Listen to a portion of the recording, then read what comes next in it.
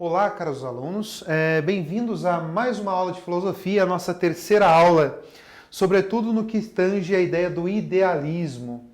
Filosofia, como sempre, atividade reflexiva, mas ao mesmo tempo conceitual, onde nós transformamos os conceitos em prática diária.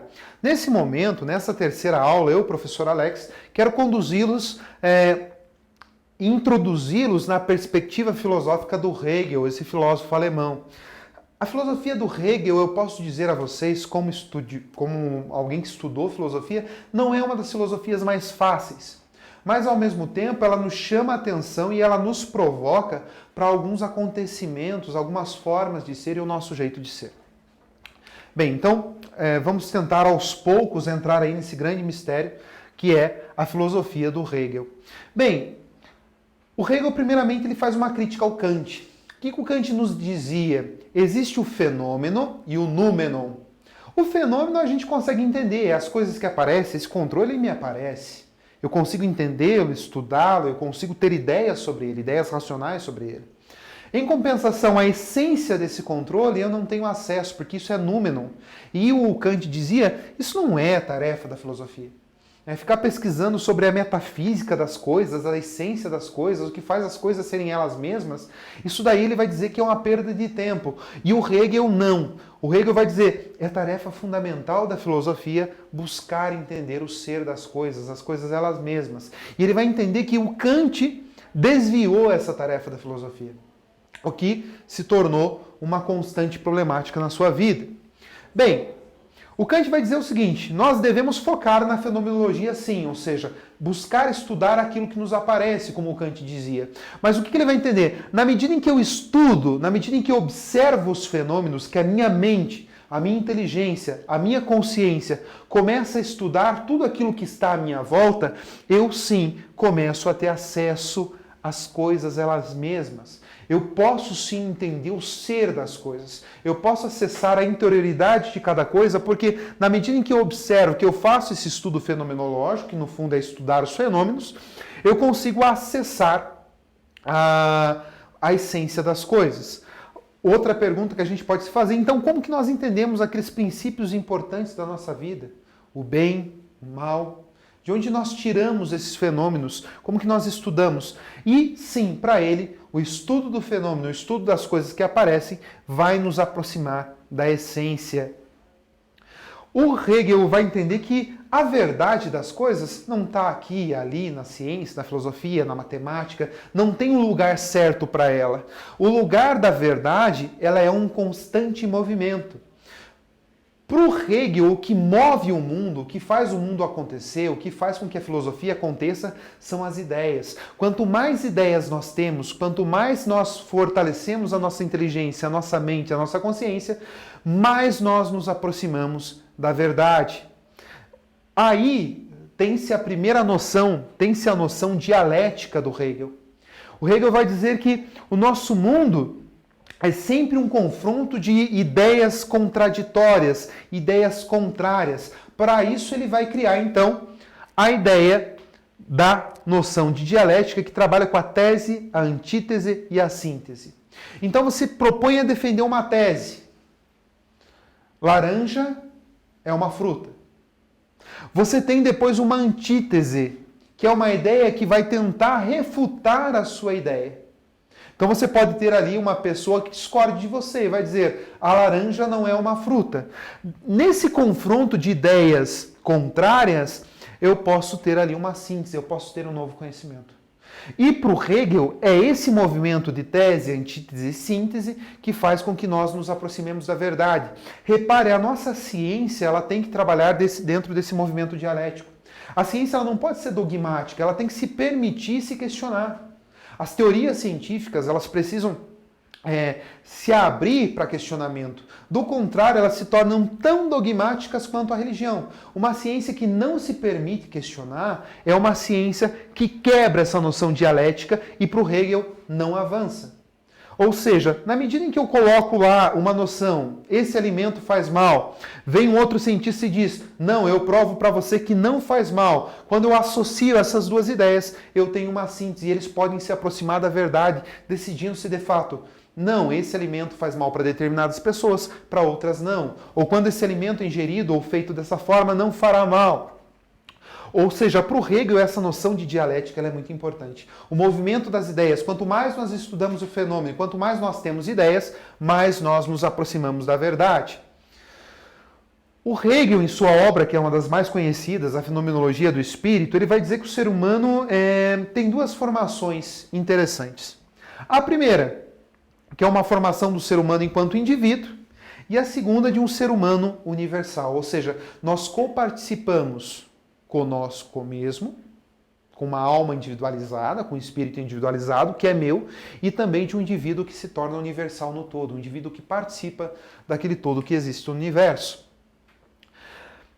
Bem, como conhecer o ser, então, a partir dessa fenomenologia? Como que eu posso conhecer a essência das coisas a partir do estudo das próprias coisas, a partir dessa relação que nós temos? E o Hegel, primeiro, ele vai dizer o seguinte, a gente precisa entender que a nossa consciência funciona em dois estágios. O primeiro estágio é de uma consciência sensível, ou seja, observa e descreve fenômenos. Quando eu pego essa caneta, eu logo vou entender que essa caneta ela é azul, ela é uma caneta, eu consigo escrever com ela. Esse tipo de observação que eu faço é uma observação sensível. É a minha consciência sensível que está fazendo isso. Agora, para o Hegel, existe uma consciência de si mesmo. É essa consciência de si mesma que vai me levar a entender o que de fato essa caneta é. Qual que é o sentido da existência dessa caneta? O que essa caneta tem a me oferecer de mais profundo? E eu só posso entender as coisas na sua essência, entender o mundo, entender a nós mesmos, a partir dessa consciência de si. Nós temos aqui, então, outras ideias também dentro do campo da consciência de si. A consciência de si é uma consciência que supera a experiência física, que supera o empirismo, que supera a medida experimental de todas as coisas, porque ela vai ter um relacionamento com o mundo e consigo mesma. Ou seja, ela experimenta o mundo visual e sensível e traz informações para que dentro de nós essas informações elas sejam processadas e que o nosso espírito processe de uma forma que eu consiga adentrar esse mistério tão importante. O ser se mostra e a consciência em si conhece na medida em que interage. Ou seja, o que o Hegel vai entender? O ser está aqui, ele está se mostrando. Eu preciso que a minha consciência entre em contato com esse ser e dele extraia as informações que são mais necessárias. E o que ele vai entender é que é um conhecimento prático, não é teórico. Esse conhecimento é um conhecimento que provém de uma prática. A consciência de si, ele vai entender também que ela sim, que a consciência ela provém das experiências, a nossa consciência é formada a partir das nossas experiências, a partir do fazer e a partir da forma como a gente interpreta. Nós aprendemos que o fogo queima a partir do momento que nós experimentamos. Mas talvez essa experimentação de que o fogo é quente e nos queima não leve a gente a pensar. Talvez essa experiência não nos faça entender o que de fato aconteceu. Já a consciência de si, ela consegue fazer isso. Ela consegue nos levar além do que aquilo que a nossa experiência nos dá. Ou seja, ela é motivada por um desejo além do biológico, além daquilo que nos é de paixão, aquilo que nos é instintivo. É um reconhecimento sensível que nós temos de nós mesmos. A consciência de si é o que dá sentido e significado para tudo. Aqui a gente tem uma perspectiva um pouco triste na vida nessa filosofia do Hegel. Por quê? Ele vai entender que a consciência de si torna o mundo da forma como entende. Ou seja, o mundo se torna aquilo que a consciência entende e define. Ou seja, essa caneta vai se mostrar, o ser dela vai ser aquilo que a minha consciência me definir. Pessoas que têm um pensamento pessimista, pessoas que estejam tristes, tendem a ver o mundo de que forma? Uma vida pessimista e uma vida triste. Ou é uma visão pessimista e uma visão triste. Esse daqui é um contexto mais solitário na filosofia do Hegel. Essa consciência de si, ela transforma aquilo que está para fora, ela transforma o fenômeno. Interessante observar também que essa consciência de si, ela funciona por meio da razão. Ou seja, ela analisa, compreende, age e transforma o mundo de modo racional. Aí a gente chega na ideia da dialética do escravo, que é uma das ideias também bastante interessantes do próprio Hegel. O Hegel ele vai dizer o seguinte, que imagine um conflito entre duas pessoas, aonde uma sai vencedora e a outra derrotada. Cabe ao vencedor escravizar o derrotado. Cabe ao derrotado aceitar ser escravizado pelo vencedor. E a pergunta que ele vai se fazendo nessa dialética do senhor e do escravo, quem mais aprende com essa história? Quem mais vai aprender? Quem mais vai evoluir com essa história?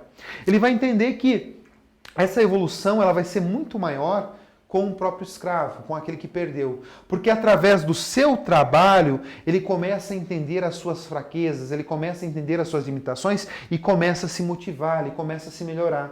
O que ganhou não tem nada a aprender. Aquele que ganhou, que só escravizou, não aprendeu nada com isso. Em compensação, o escravo, que agora precisa trabalhar, que precisa entender, que precisa ser dono de si mesmo, ele tem aqui uma evolução muito maior. Isso acontece dentro da nossa história. Quando a nobreza passa a desprezar a burguesia, a nobreza ela começa a dizer, olha só, eu sou nobre, você pode ter mais dinheiro do que eu, mas eu sou nobre, eu tenho um espírito nobre.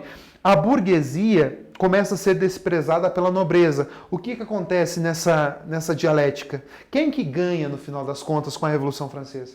Aparecem os burgueses. É a mesma coisa da dialética do senhor e do escravo. O desprezo de um pelo outro, o exercício de um refletir, de aprender, ele é maior e faz com que essa nova dialética ela aconteça. Peguem lá a página 49 do livro de vocês. Nós temos aí uma obra de arte muito interessante da René Magritte, do pintor belga René Magritte, em que se chama As Férias de Hegel. É engraçado que a questão que aqui está, ela nos coloca da seguinte forma. Então o pintor ele faz uma brincadeira com o conceito hegeliano de dialética. De acordo com a análise da obra com seus conhecimentos, relacione o título da obra de arte com a dialética de Hegel. Repare que a dialética de Hegel é o confronto de ideias contraditórias. E essas ideias contraditórias me servem de base, me servem de aparato para outra coisa. Uma ideia contraditória, né? Você tem um guarda-chuva que deveria reter a água e o copo que deveria conter a água. Eu tenho duas ideias contraditórias fazendo parte de um mesmo sentido. E essas ideias contraditórias, elas fazem com que a gente mude os conceitos, que a gente passe a olhar para o guarda-chuva e para o copo de forma diferente. Ou seja, essa consciência de si que nós temos nos aproxima desse fenômeno que é visível e agora a gente passa a entender, a intuir, peraí, mas o que essa obra de arte quer me mostrar? O que essa obra de arte ela quer me provar? O que ela tende a me mostrar, além de ser um simples guarda-chuva e um copo de água? Gostaria de deixar para vocês, então, enquanto atividade, a questão 3 da página 50, as nossas atividades do Praticando, e também uma revisão cuidadosa do conteúdo do Hegel. Olhe nos seus livros, pesquise, estude e tente entender o Hegel de forma mais aprofundada. Obrigado a todos e até a próxima.